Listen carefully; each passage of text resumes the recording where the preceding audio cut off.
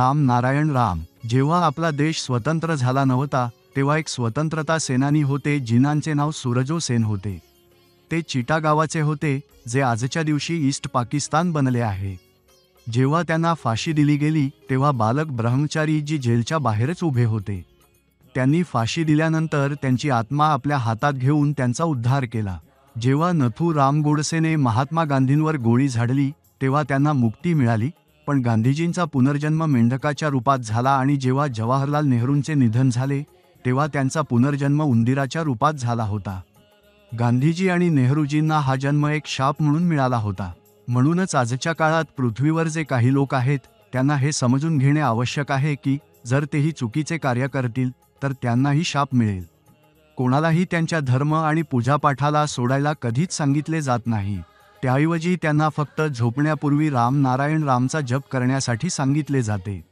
जर तुम्ही राम नारायण रामचा जप आणि ध्यान करणार नाहीत तर कोणतेही धर्म कोणतेही देव तुमचे उद्धार करू शकत नाहीत।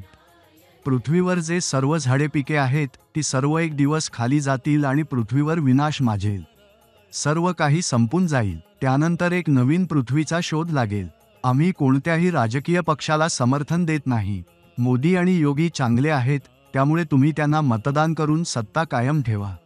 नेहरू कुटुंबाने त्यांची सर्व संपत्ती जनतेच्या नावावर द्यायला हवी, त्यानंतरच लोक म्हणतील की काँग्रेस एक चांगली सरकार आहे, त्यानंतरच लोक त्यांना समर्थन देतील। आम्हीही त्यांना समर्थन देऊ। जर नेहरू कुटुंब असे नाही करत तर कोणताही त्यांना समर्थन देणार नाही आणि त्यांना भारतात राहण्याची परवानगी दिली जाणार नाही। हेच एक कुटुंब आहे ज्यामुळे हिंदू मुस्लिम विभाजित ठेवले गेले आहेत। गांधी कुटुंब जे आजही जिवंत आहेत त्यांना आपल्या देशाचे महत्त्व समजून घ्यावे लागेल। जे काही लूट केलेली संपत्ती त्यांच्याकडे आहे ती सर्व रिझर्व्ह बँकेत परत केली पाहिजे।